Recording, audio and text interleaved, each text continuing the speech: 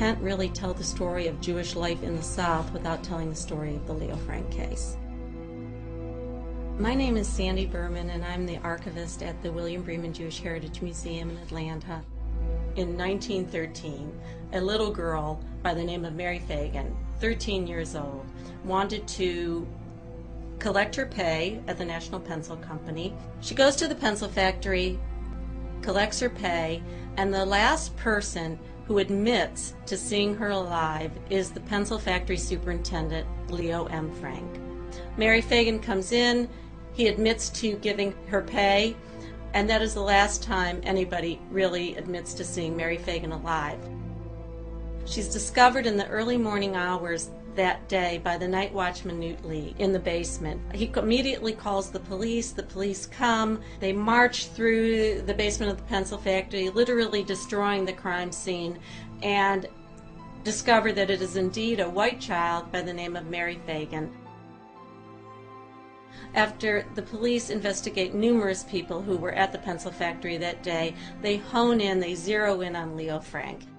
The key witness against Leo Frank is Jim Conley, a man by the name of Jim Conley, who's the sweeper at the pencil factory. While Leo is in custody, somebody reports that Jim Conley was seen washing out a bloody shirt. Conley, when he was questioned by the police, changed his story 3 times. What he described at the police headquarters was that Leo Frank was really a womanizer, that he accosted young girls at the factory on a regular basis.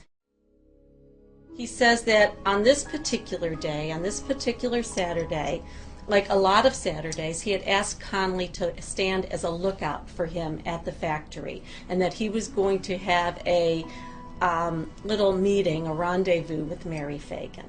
Something went wrong, and Leo kills Mary Fagan. At which point, Leo Frank then asks Conley to help dispose of the body. Jim Conley becomes the key witness for the prosecution, and his testimony at trial really is the key point of the trial. It rests on whether the defense can break Conley on the witness stand. Well, Jim Conley stuck to his story. He just stuck to his story. The jury ultimately believes Conley, and the jury's only out for a short time and comes back with a guilty verdict. Leo gets sentenced to death. He's taken back to the city jail.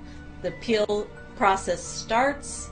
It takes most of 1914, goes through all the state courts, the appellate courts, and eventually there's no more recourse all the way to the Supreme Court. That appeal is also denied, and at this point it's left up to Governor Slayton to make a decision. It falls into his hands. Does he commute the sentence or let it go?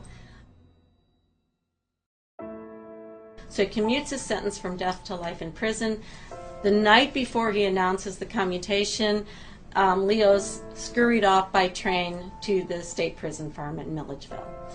A conspiracy is being brewed in Marietta.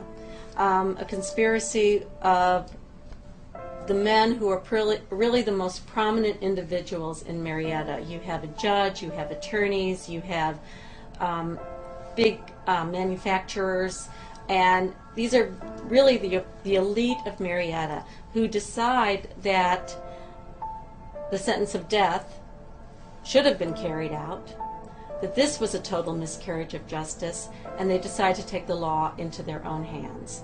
So they conspire with the State Prison and Paroles Board.